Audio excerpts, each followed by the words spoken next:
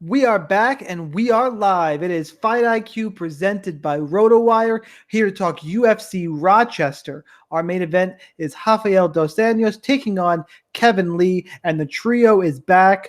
I am your host, the Daily Fantasy Sniper. I am back from Disney World. I'm sure everyone missed me, but no one did more than the analyst of Fight IQ, Chris Olsen, Joe, aka Sun Tzu. Guys, I mean, I'm sure you missed me. How'd it go last week? I had a pretty good week. I had a good week. I mean, I had a good week in NASCAR and in MMA. Crushing NASCAR these days. I won one of the 30 tickets to the 50,000. And then I also won an entry into the $25,000 NASCAR contest, plus some assorted cash. And then I did okay in MMA. I didn't take down anything big, but I ended up tied for a qualifier, so I'm playing a tiebreaker this week, and then about a 3,000 or so in assorted cash. So I killed it in cash last week. I actually need to air grievances. Mostly, I mean, if we're gonna rant for a second, because I know, Joe, you do sometimes, and I've never been. People are gonna get annoyed at this. I've never been so annoyed to make money the last 2 weeks. Like, I've been profitable, which is great, but if you go look, there's each of the last 2 weeks, there's the nut lineup, and there's a lineup that's 4 points off. Mm-hmm. I've the last 2 weeks had both of the second place lineups. Yeah, I'm starting to get aggravated. Like, I'm 2 weeks in a row, I'm 4 to 5 points off the nut lineup. What was so odd, Sean, is that the nuts lineup did not take down the $15 last week. Very rarely do you see that. It took down the $1, and it was a 4 or 3.5 point difference between the 622, and it was either 618 or 618.5. But considering all those entries, and it was a pay-per-view card, it's very surprising that the optimal did not take down the 15. Yeah, I had that 618, but I didn't have it in the $15 because it was part of my 150. Well, you would have tied with what, 60 people? Yeah, it wasn't whatever. So, it's good. It's good money. Either way, I'm sure people are tired of hearing us complain about making money. Let's make them some money this week. I mean, the variance is so high, though. It's just like when you win, you really want to win, like maximize your winnings. Right. You know, that's the key. Chris, anything you want to throw in here before we start breaking down fights? If we could get off your humble brag for just a second. I think I didn't have quite as strong a week as Joe, but I had one really good lineup in there that took down some money, as well as my MMA shootout, I believe we're calling it this time. The Big Brett Apley tournament that you can follow by going to. Oh, that's right. Yeah, I took first in that too. But Chris has the highest score of anyone on the contest. Highest score, and if I would have put it in the Iron Man tournament, I would have won that too, but I didn't because I'm a brain genius. But anyway, that was my week. So that's a humble brag, guys. We're already getting it in chat talking about humble brag. So you know what, guys? Sometimes I'm coming off vacation. I'm feeling good. So let's just roll right along here to a very difficult card. Difficult in that not a lot of live underdogs. There are a couple, and the ones I like are pretty expensive. But before we actually jump into the fights, I would be remiss if I didn't do the intro and tell you to make sure to go to rotowire.com/free for a 10-day free trial to all of RotoWire's premium content. No credit card required. You can catch Fight IQ on the RotoWire MMA iTunes channel. That is a replay of our live broadcast, which is Friday nights at 8 o'clock generally. For those of you who are watching us live, we've got a couple people who jumped in saying it's their first time catching us live. Welcome. Chat is fun. Talk it up in there. At the end, we'll take a hot take from the chat. I think that's enough of the intro. Let's get to the first fight of the night, and it is the most expensive fighter on the card, Julio Arce, 9,600, taking on Julian Juicy J. Erosa, 6,600. Odds on this fight: Arce minus 750, Erosa plus 600. Keeping in mind that no one on this podcast is our friend YC Lindsay from MMA Twitter, so I don't think anyone here is going to pick Julian Erosa. He's an Erosa fanboy. Sorry, I think Erosa is terrible and about to get knocked out because he has no chin, and he's taking on a Golden Gloves boxer with 93% takedown defense. Give me Arce in this one. We'll start off this week with the king of the MMA shootout. Chris, what do you got? Oh, thank you, sir. And we will start off. I will say that, look, Julian Erosa, Lindsay is going to have to explain to me, or somebody will, what he likes about him one day. But for now, I'll just say that, he comes forward, he tries to throw big shots at you, and he leaves his chin up in the air. As Sean alluded to, that's not really the best recipe against a good boxer like Arce, who's going to keep his distance well. He's a pretty good counter puncher. He's got a good stinging jab, all that stuff. The only thing I would add to Julio's favor is that he's actually a pretty decent wrestler grappler. We've seen that in his other fights. So he's actually finished the lesser tamer brother there with a submission, and he got a nice little drop takedown on Maurice in that last fight. So I think if he wants to wrestle, he can. We know that Julian Erosa rather is susceptible to takedown. So I just think that Arce's got the fight everywhere. That's a big price, but I think he probably pays it off. And I'm going with Arce here. Joe. Yeah, so I'm finding it a little hard to get Arce in a lot of lineups simply because you could pay down and get what essentially is a free square in Luque, especially considering the change of opponent. So while I like Arce to win, I am not as certain about him getting the finish. I don't think he has quite as good a finish prop as some of as Ramos or even Oliveira, especially not as Luque. So while I like Arce to win, the price is pretty steep, especially on a slate where there's not a lot of places to go for underdogs. So I don't know what his ownership is going to be. I just think it's going to be hard for me to get a lot of him in lineups. Obviously, I'll have exposure in mass entry, but why not pay down for the free square? So I'm going to pick Arce. All right, next up we have Zach Cummings. There's a Cummings and a Cummins on this card. Zach Cummings at 7,800, taking on Trevin Giles, who's the favorite. He's 8,400. Giles minus 150. Comeback on Cummings plus 140. Joe, who you got? Oh man. I want to take Cummings in this fight simply because, there is some narrative. Obviously, you've got Giles who took a year off to go to the police academy. I don't know. I mean, I know that, working as a full-time cop means that he's not training full-time. Cummings is a professional fighter. Does the year off and the fact that he's probably not training full-time, negate some of the youth and speed advantages that he has? Cummings is tough, man. I don't know whether I could say that he's declined. I would have expected him in his last fight to perform better against Smith. So that is maybe a bit of an outlier. Man. Oof. Yeah, I mean, on a slate where we're looking for dogs, I think I couldn't fault many people for going with Cummings. I don't think he's got that high of a ceiling. But where you're looking for dogs, I think you could do worse than Cummings. I am going to pick Giles to win, but it's a very tentative pick based on the narrative.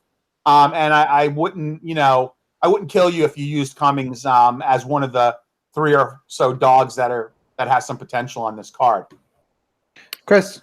Yeah, this is a weird fight to be pained over, I have to say. I think that Trevin Giles is a pretty easy pick here for me.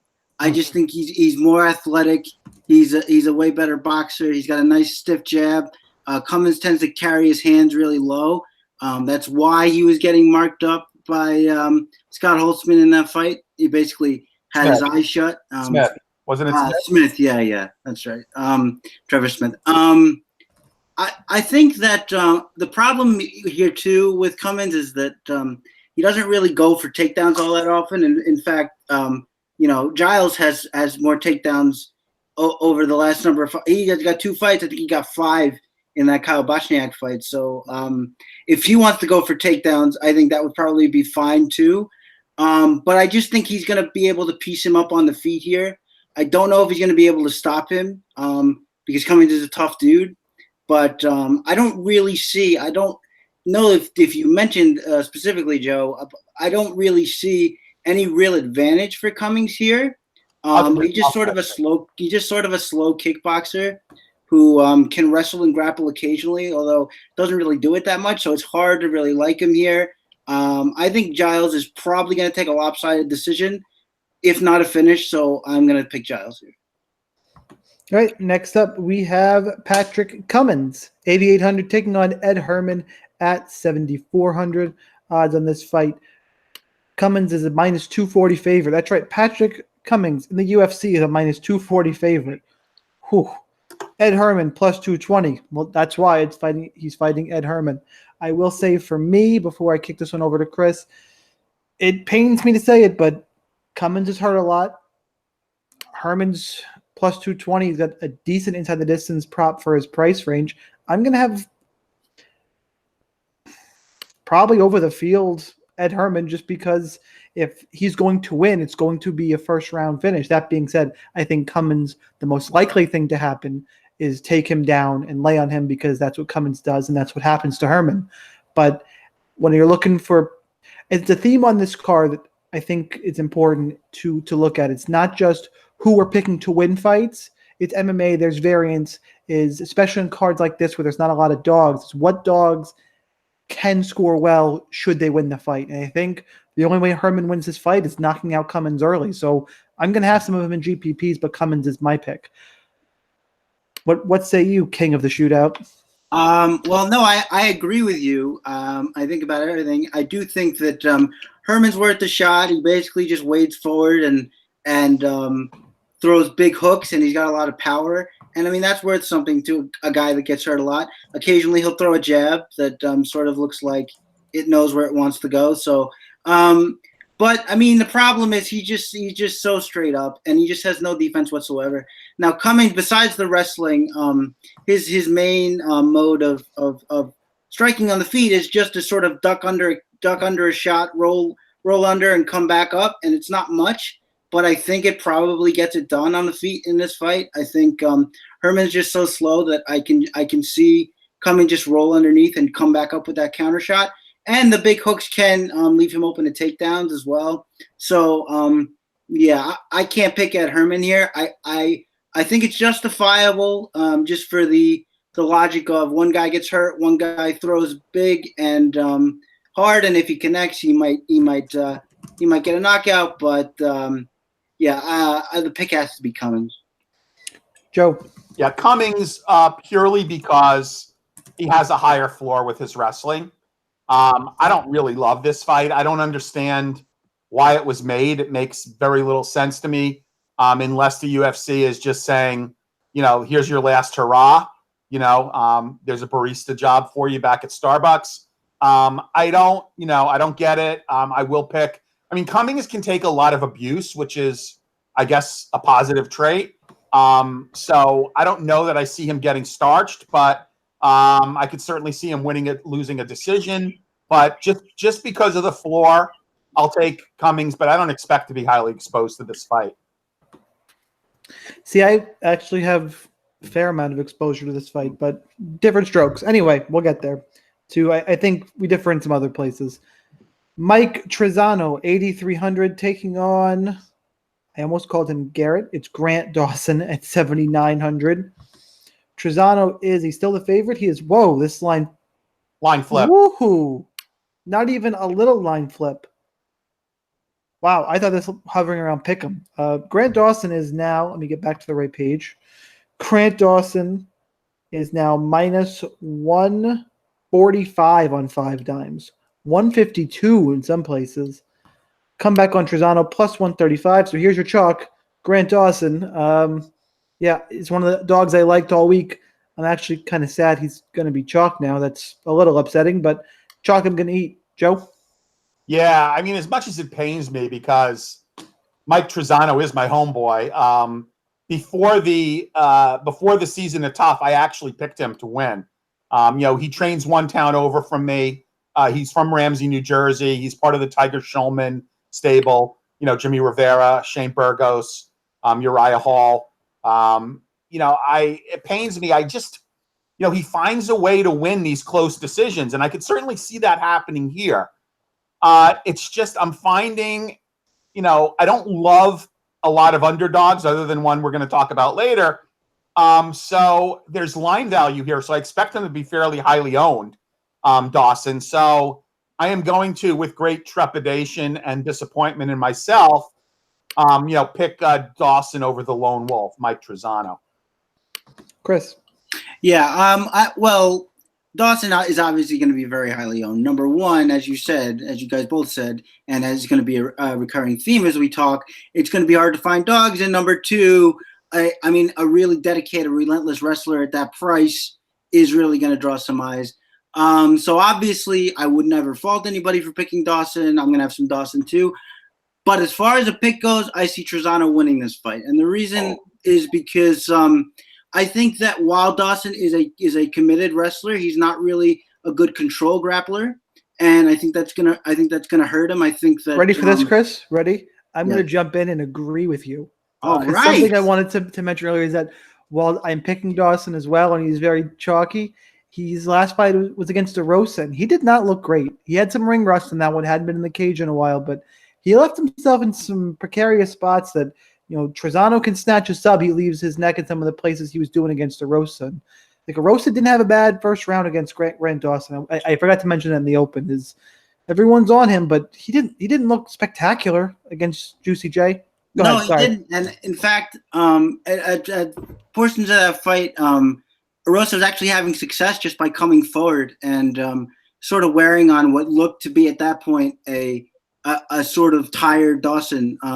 From all the wrestling, and I think Trizano keeps distance well. He has good leg kicks, which I mean we saw Erosa actually knock down Dawson with a leg kick. I don't think he got credited with a knockdown, but he fell as a result. We know how sticky those scoring can be, so that's neither here nor there. But I think that Trizano is a more put together fighter overall. We saw him stuff takedowns in that Luis Pena fight. Now, of course. Not the same level of wrestler. I'll probably grant you that. But he was showing good fundamental defense. I just think he's the more put together fighter. I don't know if a finish materializes out of that, although I think it could. But somebody just criticized us for saying both sides, but I don't know if I'm actually going to say both sides here. I might say I understand the dog play. But I think Trizano might have enough to win, which is why I'm going to be not as heavy on it as I would be ordinarily in this spot on this specific card. All right. Danny Hot Chocolate Roberts, 8,900, taking on Michel Pereira at 7,300.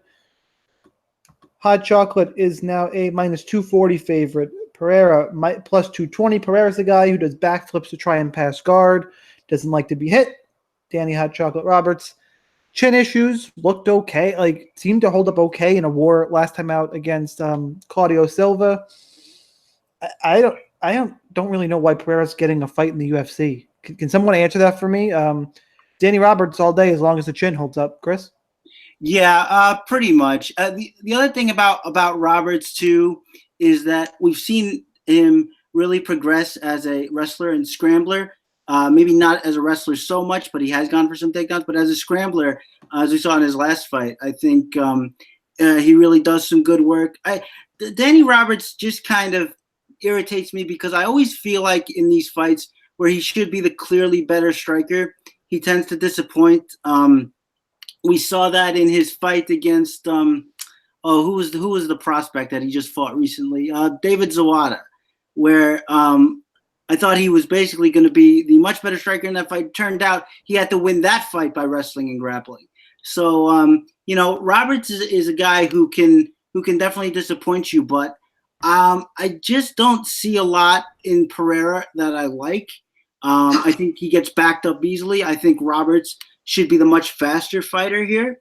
So I have to take him, but it's with trepidation, maybe because he just let me down so much in the past. But I do think he's the more versatile fighter. He's the quicker fighter, the more polished fighter. So the pick is Roberts. Joe. Yeah, I mean, I think probably someone, sent Dana White the link to the Pereira's video, to show his flips. Even in some of his wins over guys that he should have dominated, he's taken much too long, in my opinion, to finish them off. This was the only real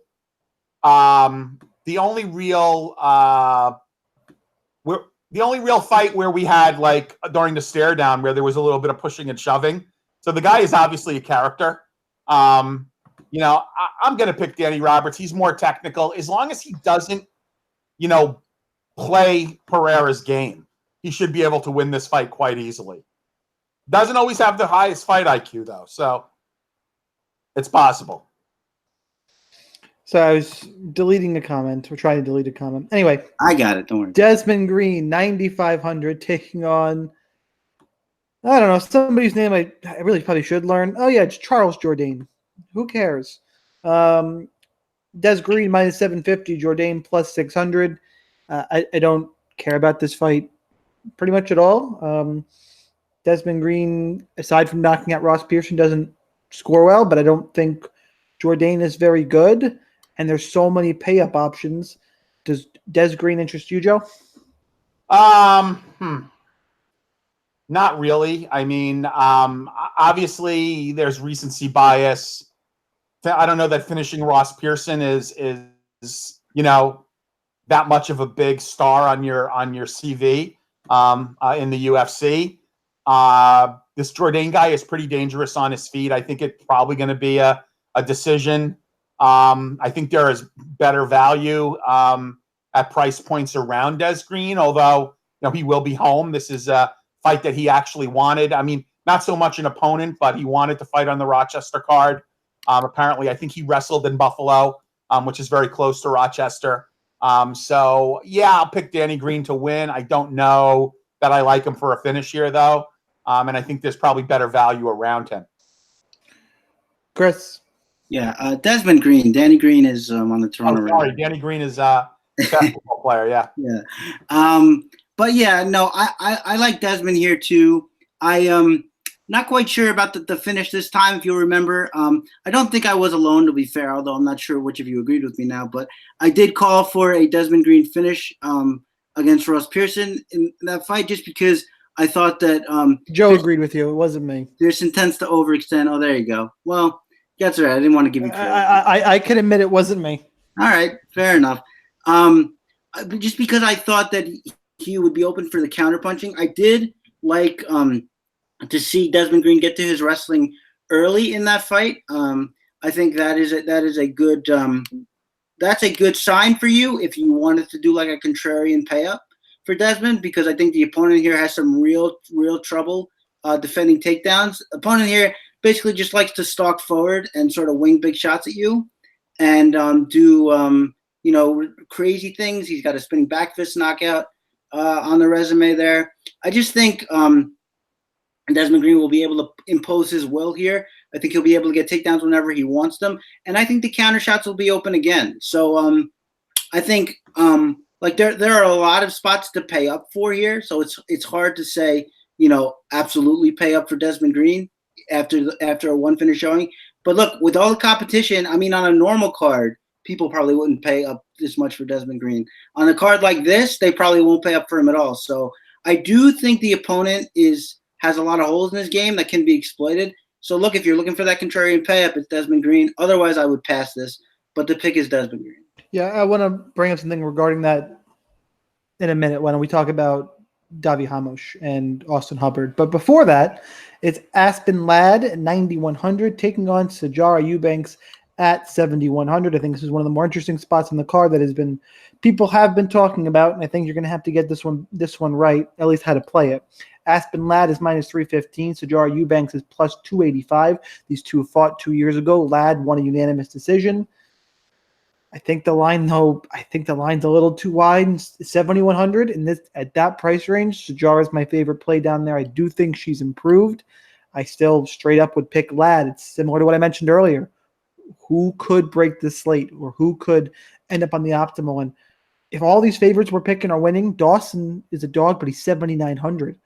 If Eubanks puts up 30 to 40 in a loss and all the other favorites win, she could end up on the optimal lineup. So that and her improvement, I think she's in play, but I'm still picking Ladd to win. We're really reaching this week, but it's the way you have to look at things for DFS. Chris, how you playing this one? Yeah. Again, I understand it. I mean, she's a big and strong. She likes to She's tried to impose her will a little bit more, I should say, and maybe that's part of what you're referring to. I also think that she throws in combination a little bit more than she did in their first fight. But my problem here is I didn't see that first fight as all that close. I think Aspen Ladd just likes to get in your face. She's going to use that superior boxing. She's going to be a lot faster than Sarge is. She's got good straight punches, and she can get a takedown or two herself, as she did in that fight. I mean, the only time Sarge was having success in that fight was initiating some scrambles, but even then, she wasn't dominating. Aspen Ladd was holding her own there with a good active guard. So yeah, I haven't seen enough improvement in Sijara Eubanks to confidently say that this fight will be different. I understand. I mean, this is not the most exciting card for decisive takes. I get it. Sorry, guys, but understand if we're looking for dogs, I can understand the play with her jiu-jitsu accolades and power and what have you. I don't think she's improved enough as a striker. I think this fight pretty much goes the same way with Ladd pressuring her and using her superior striking, and I'll take Ladd for a decision victory. Joe? Yeah. So hang on one second. Sorry. So, guys, this podcast is brought to you by. Sorry, guys. My Twitter. Make sure and follow me on Twitter at the DF Sniper. So, I think people are making a big deal of the fact that the only fight that Ladd hasn't won by finish was against Eubanks. Although I didn't see any point in time when that fight was in doubt. And I'll say I am so impressed. Like, Ladd is such a soft-spoken person. The ferocity that she exhibits inside of the octagon is quite amazing to me. I mean, I in no way thought that she would be able to handle Tanya Evinger like that. Evinger was had a fairly significant run as bantamweight champ and Invicta, and she was just handled by Aspen Ladd. And Aspen Ladd looked really good weigh-ins, really solid, bricked up. I get the 7.1K, and I think that Eubanks has got a fairly solid floor. I would be fairly surprised, though, if she could finish her in any manner. So then it comes down to a decision. I still like Ladd here, but I understand playing Eubanks. All right, so I guess everyone kind of agrees on this one. Odd. Davi Ramos, 9,200, taking on Austin Hubbard at 7,000. Odds in this fight, Davi Ramos is minus 440. The comeback on Hubbard is plus 390. So here's what's interesting, what I wanted to foreshadow earlier. I'm picking Ramos. He is in that GPP range. I think everyone's going to be hammering on of Luque, Ramos, and Dubronx Oliveira. When comparing it to Desmond Green, what's interesting, if you wanted to play some Green in GPP, is that I think that Ramos is better than Green, but Hubbard, what I see of him as a prospect, I think he's a decent prospect. I think he's much better than Charles Jourdain. I think he has some tools here. So it's one of those, yeah, Ramos is probably a little better than Green, but his opponent's also, I think, better. So, and everyone's going to be on those three I just mentioned. No one's going to be on Green. Just a GPP thought. I don't think I'm going that route, but because I like Davi Ramos so much, it's just, again, trying to explore all angles for you guys. Joe, how do you have this fight? Yeah, I'm not sure I understand the matchmaking here. I mean, right, Hubbard's a good prospect, and you're feeding him to the wolves. I just think that, I mean, I think that Ramos deserves a more established opponent here. Pretty good inside the distance prop here. 9.2K, right? I like him. I mean, I think he's a must use. You got to figure out a way to get him in your lineups. You're going to have to be very creative if you want to get him and Luque in your lineups. It's not impossible, but you do need to be creative and make a stand somewhere. I'm going to pick Ramos, I think, quite easily. Chris, I almost said Joe again. Yeah, I like Ramos too here. I think I love the fact that he's rounding out as a fighter. I think his striking has come a long way.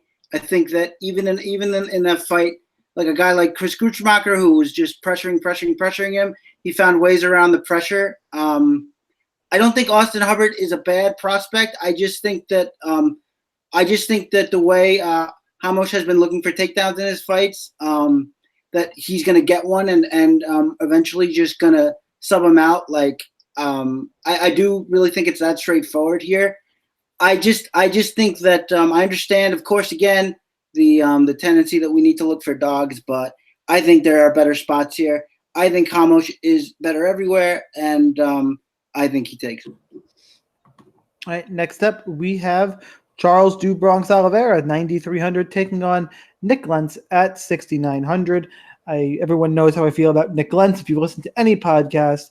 If you don't, I dislike him very much.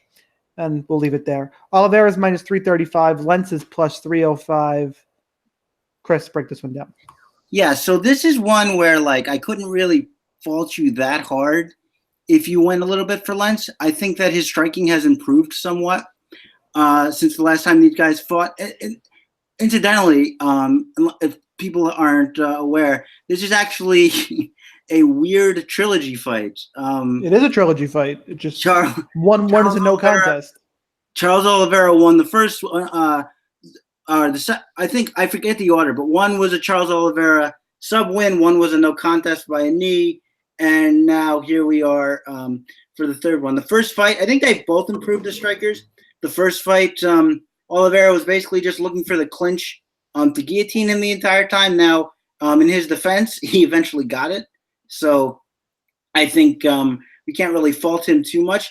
But, I mean, I think Nick Lentz has been able to incorporate his kickboxing to make him sort of a more relentless sort of wrestle grappler, which I like. I do think he can get takedowns here. But the problem is that Charles Oliveira has also improved as a striker. He's much better at coming forward and dictating the fight. So whoever wins the pressure battle, it's going to be really interesting here. My guess is that it'll be Oliveira, but I wouldn't count out Nick Lentz to have spots in this fight where he's sort of dictating. So I think ultimately what I have to do is, because as much as Nick Lentz is a grappler himself, I mean, against better grapplers, he basically always loses. We see that time and time again. Most recently, we saw it in was it the Islam Makhachev fight? Was that it? I don't remember. All right, I legitimately don't remember his last fight. It wasn't his last one. It was yes, Islam Makhachev. Oh, it was actually a little while ago now. Yeah, but in any case, basically what I see happening here. But he's scrappy and he comes forward and he looks for his takedown. So at 6,900, I guess you can do a little worse, but the pick is Charles Oliveira. Joe. Joe is you're muted, Joe. I'm muted. There you go. I could see Mick Maynard, Sean Shelby, and Dana White like just sitting around like passing around a spliff and just giggling and saying, "Yeah, let's do a Nick Lentz do Bronx Oliveira trilogy fight." Because the first two fights were so freaking compelling. What everybody wants to see is a trilogy. I don't get it. I mean, I don't know if someone lost a bet. It's an interesting. I mean, yeah, Lentz looked a lot better than he has in a while against Holtzman.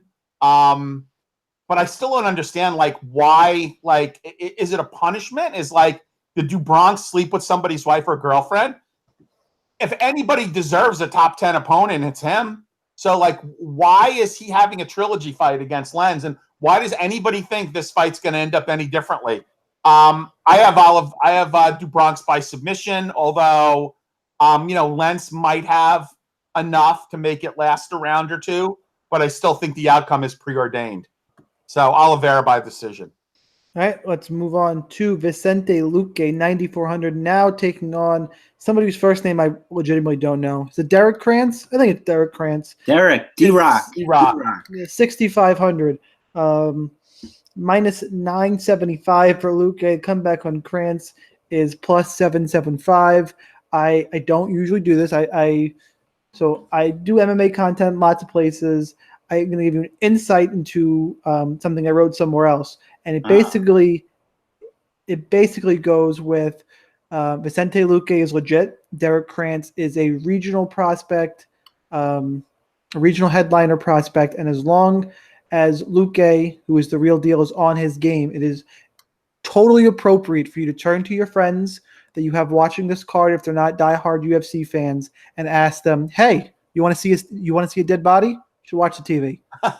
Because Derrick Krantz might actually, he's not really going to die, but he's likely to get knocked the you-know-what out as long as Luque is focused, which short notice replacement, we've seen crazier things, but 9,400 minus 975. Play Vicente Luque. Who we're up to for this one? I think Chris. Yeah. Boy, oh boy. Right. Please don't overanalyze. Follow that one. I think that it's interesting that Derrick Krantz is such a veteran.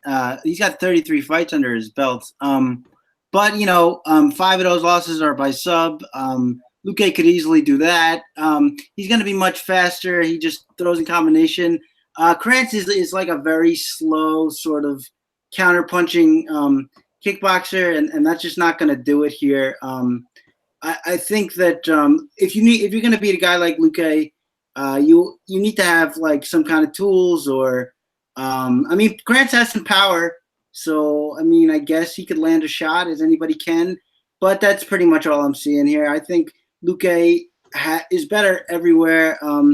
I think Krantz is way too willing to be backed up, and I think that spells death in a fight like this. So yeah, I'm going Luque by knockout as well. Joe. Free square, Luque. Love the analysis. Let's move on. We have it's this time. Megan Anderson, 8,500, taking on Felicia Spencer at 7,700. Let everybody get your comments in chat. We are up to the women's fight that shockingly everyone is talking about. Megan Anderson up to minus 200. Felicia Spencer plus 185. Interesting. Fight doesn't go to decision for a women's fight is minus 165. Always something you like to look at for tournaments. I'm going to kick this one off just with a few quick points. The line has gone up further after Anderson towered over Spencer at weigh-ins. We've seen it before. As I suggested early this week in Twitter. Yeah. But same thing happened with Holly Holm. Holly Holm took down Megan Anderson a ton in that fight. Felicia Spencer's strength is her grappling.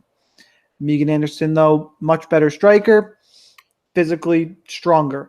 I will say that while Holly Holm controlled Megan Anderson obviously for 3 rounds, what I found interesting going back is that she went to the ground game because Megan Anderson hit her a few times in the opening segments of that fight, and you can almost see Holm go, no, not doing this.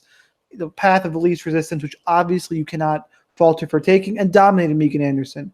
Hopefully Anderson has shored up that hole. You would think she's worked on her takedown game, and we'll see what happens. If she stays at range, I think she destroys Spencer. If she hasn't fixed it, I think Spencer wins. This is one of those fights that, as Chad is suggesting, I will be playing both sides of. You nail me down to a pick. I'm going to take Anderson in this one. Joe, however, I know is on the opposite side. So, Joe, take it away. Okay, so I can honestly say this is probably the only fight where I've seen every fight of both fighters, watched every fight of both fighters, if I'm being completely honest. Megan Anderson is one of the few natural 145ers. I actually got into a conversation with her nutritionist, and, he said her physiology makes it virtually impossible for her to cut to 135. Where do you find all these people, Joe? I like women's fights. So anyway, she's a true 145er. And with that said, she's been training at the same gym for nearly 4 years. I have not seen, going back to her getting choked out by Cindy Dandois. By Cindy Dandois. I've not seen a whole lot of. I've seen improvement in her striking, which was interesting because she was more of a power brawler. She's gotten a little bit more technical. I have seen very little improvement in her wrestling and her grappling. So for those of you that say, oh, wow, I bet she improved by leaps and bounds since Holly Holm fight. Barring a camp change, I would be very, very surprised if that happened. Point one. Point two, Felicia Spencer is a black belt in BJJ, a black belt in Muay Thai, and a far better wrestler. Now, where's the critique on her? Okay, she's only had 6 fights, but I believe she's had some amateur fights as well. The critique on Spencer is that she is not technical in how she gets her takedowns. Like, she's not shooting for a double leg, or single leg. She is grinding you up against the fence and just trying to drag you down. And that is a valid criticism. However, Megan Anderson is quite easy to get taken down. And I'm happy with the rinse and repeat. I love her plus 185. I'm picking her to win the fight. I love Megan Anderson, too. I just do not think, unlike our good friend Automatic, I do not think that this is a great stylistic matchup for Megan Anderson. A wrestler grappler with a black belt in BJJ, a black belt in Muay Thai, going up against pretty much a pure striker. So anyway, Felicia Spencer, we're looking for dogs. I'm going to have some shares of Megan because our good friend Kyle Marley thinks that Megan is going to be way low owned. I don't know if that's going to be true, but I will have shares of her in mass entry GPPs, but I do like Spencer for the win. I think her ownership goes up based on this line move. Yeah, absolutely. Anyway, I guess we'll let Chris go. Yeah.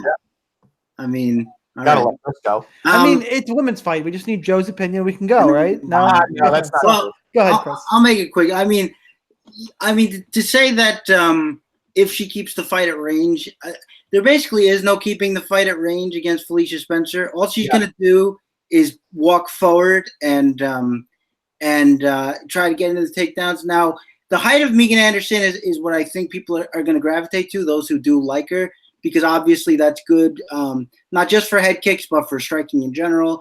But also, the trade-off there is, as Joe alluded, taller fighters are easier to take down.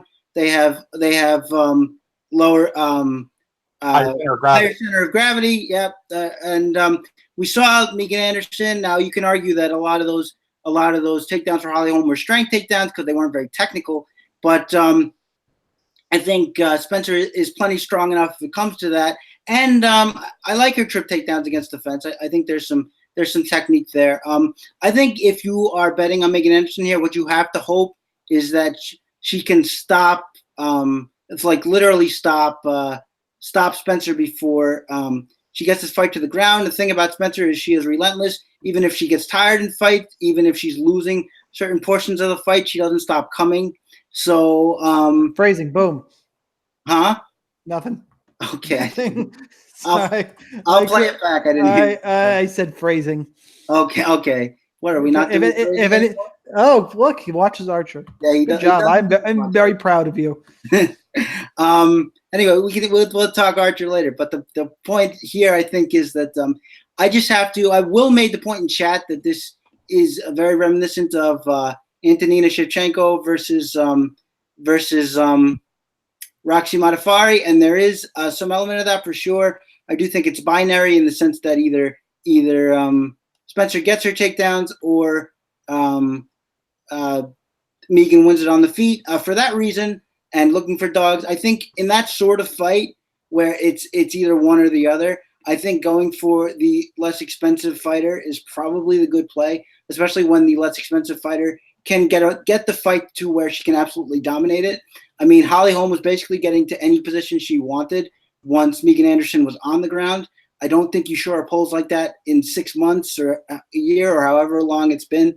So granting that Megan Anderson could knock her out, I just don't see her dealing with the relentless pressure of Spencer. I think eventually she gets a takedown and wins the fight. So I'm going Spencer. All right, co-main event time. Antonio Carlos Jr., 8,700, taking on Ian Heinisch at 7,500. Odds on this one, ACJ is minus 170 now. Heinisch plus 160. Heinisch is very popular. I, for years, have been calling ACJ a future champ. I still feel that way. He has got great BJJ for the weight class. He is massive for the weight class. He did tough Brazil heavyweight. I know they blow up at heavyweight, but he's a big, big dude for 185. I know he lost to Dan Kelly. He literally punched himself out. I don't think he'll make that mistake anymore. Heinisch, good prospect. What is Heinisch going to do here? He could outlast Carlos Jr., but to score big on DraftKings, is he really going to knock out ACJ? Is he really going to take him down and submit him? Heinisch is a live dog. I just don't know if his ceiling is as high as people think. I am, and I said it in the open, very partial to Antonio Carlos Jr. He is by far my favorite play in this fight, but I will have some of Heinisch because I do think he's a good prospect who is live in this fight. I'll be underweight because I think he's going to be a little popular. Chris. Yeah, I mean, I guess he's live too. He showed me more than I thought he would against Fahea. He came forward a lot in that fight, really tried to blitz him with strikes. My main problems are that when he comes forward, he sort of swings wildly. And ACJ, for all his ground accolades, I think he's a pretty underrated boxer. I think he's got pretty good counter striking. We saw that in the Jack Marshman fight for as long as that was on the feet. And I think that he can be taken down very easily. Not only that, but I think he's very accepting of grappling exchanges where he shouldn't be. He actually tried to jump for a guillotine in that fight. Now, to his credit, he actually scrambled his way into a pretty deep armbar. I don't see that happening against a guy like Carlos Jr. I think that Carlos Jr. has way too many advantages here. I understand the temptation to go with Heinisch here because Carlos Jr., when you first see him on the feet, he keeps his hands low and he sticks his chin up. And so you say, oh, okay, a guy like Heinisch can just swarm him and take him out. But again, I think that he uses head movement a little better than some might expect. I think he's a better counterpuncher than some might expect. And I think that Heinisch is too willing to accept the grapple. And you put all that together, and I think ACJ wins this by submission. Joe? Yeah, so you need to tell Sean later tonight when you do your other pod, you got to tell El Jefe to let the Dan Kelly loss go. I mean, you're right. He gassed out, right? He beat the living crap out of Dan Kelly and just essentially gassed out. I mean, to let him live that and that is going to restrict his career is a bit asinine. So he needs to let that go. One of the best narratives I heard on this fight was that, considering Heinisch's time in prison, he should be able to defend anything coming from the rear. That was funny. Which I thought was hilarious. I'll have a couple of shares of Heinisch, but I like Carlos Jr. here. Do we know why he was off? Why he's been off for a year? I can't recall. Sean, he had some injury. Okay, yeah, that's right. He had an injury. Okay, I can't remember what it was though. Yeah, I definitely think look, here's a guy who's fought at heavyweight before. He's pretty bricked up at middleweight. He's obviously got BJJ skills. Various titles. I'm going to go with Carlos Jr. I'm not sure what my ownership is going to be, but I'm going to go with Carlos Jr. here, and I'll have a few shares of Heinisch, but let's not go overboard. All right, next up, we have our main event. It is Rafael dos Anjos, 8,200, taking on Kevin Lee at 8,000. Minus 105 apiece on 5 dimes right now. Straight up pick him. Eileen, Kevin Lee. Really close fight. I think stack it in cash. I think everyone's going to stack it in cash. Eileen Lee. Joe, start us off. Yeah, I mean, I'm leaning Lee as well. Lee looked pretty good in at weigh-ins. My concern is that, look, Dos Anjos has, at the very least, survived against far better wrestlers than Kevin Lee. To call it surviving, sure. Well, yeah, okay. So, yeah, I guess that's what I'm saying. So we know that he could be taken down. We know that he gets back up. I literally saw the air go out of Lee when I think this was the turning point of the fight. When Al Iaquinta broke the body lock, and how often do you see that happen? When anybody who's got a modicum of skill gets their opponent in a body lock, that is so incredibly hard to break. And Iaquinta breaks the body lock, the air goes out of Lee, starts gassing. He is susceptible to getting hit on the feet. He gets rocked in almost every fight. I mean, he dominated Barbosa and got rocked. So would it surprise me if he got hit by Dos Anjos? No. But, for his entry into welterweight, this is a pretty good fight for him because Dos Anjos is not a large welterweight either. So I could certainly see Lee having a significant size advantage. We know he's got a reach advantage. I wouldn't shock me if he was 190 going into this fight, because I think he walks around at 190 or heavier. So I think, come fight time, he's going to have a significant size advantage. As long as his cardio holds, I like Lee either by decision or perhaps a late finish, as both fighters, start to get a little tired. Maybe he catches Dos Anjos. But I'm gonna go with Kevin Lee here. Chris, take us home. Yeah, I think you have to go Kevin Lee here, and I don't think it's that close. I mean, we've seen RDA have trouble with wrestlers forever, especially strong ones. I don't think that changes here. The mistake I made in the Barboza fight, I actually picked Barboza in that fight because I felt like, okay, Kevin Lee stands and tries to box too much, it's going to hurt him. He didn't. He went right in for those takedowns and never let up. So we know that he can change his style based on the opponent. I think he's going to do that here. I think RDA has gotten a little better dealing with takedowns, but it just hasn't been enough. I think he's good in the clinch. He's obviously a good combination puncher, but he's just too willing to be backed up. And you just can't do that against these big, strong wrestlers. Now, if you think that Lee can be broken or whatever, but you got to remember he's moving up now too. So, I mean, maybe how tired he was at the end of the Iaquinta fight, maybe we don't see that now. Would it shock me entirely if RDA was able to stay on his feet? I don't know. I was gonna say no, but maybe it would. Just because this hasn't been one or two guys. It's literally every wrestler he fights does it to him. So I can't pick RDA here. I think Lee is a pretty sure thing, barring some kind of knockout. As Joe said, Lee does get hurt sometimes. But, I mean, RDA, we haven't really seen him be a big puncher up at 170 either. So I think RDA, that limits him even further. And if you haven't guessed, my pretty confident pick is Kevin Lee. All right, guys, it is time for hot takes. I just asked for them in chat. What is our hot takes for UFC Rochester? Well, I'm going to give you my hot take. I mean, last week I gave you Araujo at serious plus money against a very suspect Tatiana Bernardo. Earlier in the week, it would not have been a hot take at essentially at par or at plus 100, but now at plus 185. It's more of a hot take. I'm going to say Spencer wins a fairly easy and obvious decision against Megan Anderson here at nice plus money, maybe even 2-1. I will bet this again at 2-1 if it does come out. So I'm going to do that. I am going to give you, since that's not a super hot take, I'm going to give you my parlay. I'm parlaying Spencer. I'm parlaying Ramos inside the distance and Luque inside the distance with Spencer. So I'm doing that as a parlay. So that's my bet, and my hot take is to bet Spencer straight up. All right, I got one there. There's a couple. The way I'm building my lineups isn't actually conducive for this hot take because I think someone will break it, but I do think it's not out of the realm of possibility. So that's why I'm going with it. You'll understand what it is when I announce that I think the winning GPP lineup this week goes 5-1. I like it.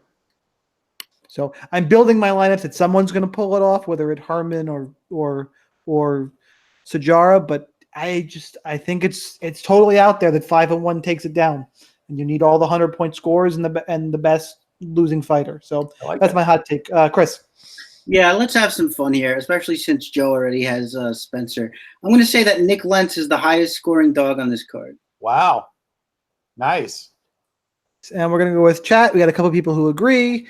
One of them, it should be no surprise, Eubanks wins inside the distance. Automatic! And Ryan Barton. And Ryan Barton's going to, I'll let him, he's chiming in. We'll give him a second one. He's calling Heinisch inside the distance, which, get that out of here, please. Yeah, I don't want Sean to go into a tailspin, so I hope that doesn't. No, it wasn't into a tailspin, but that's what we got for UFC Rochester. Make sure to go to rotowire.com/free 10-day free trial to all their premium content. No credit card required on iTunes, SoundCloud, Stitcher, I believe. RotoWire MMA is where you can find the podcast after the fact. We record live on the YouTube channel for RotoWire MMA Friday nights at 8 o'clock. Join us next time. I do think we have a week off next week, correct? Yeah, sound bites, Sean. We do have a week off before Sweden. And one contest I want to point out is, there is a contest for Fight 239 tickets on DraftKings. So it's a VIP contest. It's 2 tickets, VIP tickets for 239 in Las Vegas during Fight Week, plus $2,000 for airfare and incidentals. So it's a 9-entry limit. I don't know if this is a one-shot deal or if this is going to be a recurring contest, like if they're going to be looking to fill a suite, and they offer this again. But that is a real interesting contest. As you can imagine, we'll max this out to see if I could. I don't know if I'm going to Vegas otherwise for Fight Week, but those are my 2 sound bites. A week off, Sweden contest for VIP tickets and incidentals for 239. Cool. Chris, anything before we head out? No, except good luck everybody in the MMA shootout. Good luck everybody trying to break my record. I don't think it's going to happen, but best of luck. And enjoy the fights, guys. A couple interesting ones here. So everybody enjoy. Take it easy, guys. See you in 2 weeks. Yes. Later.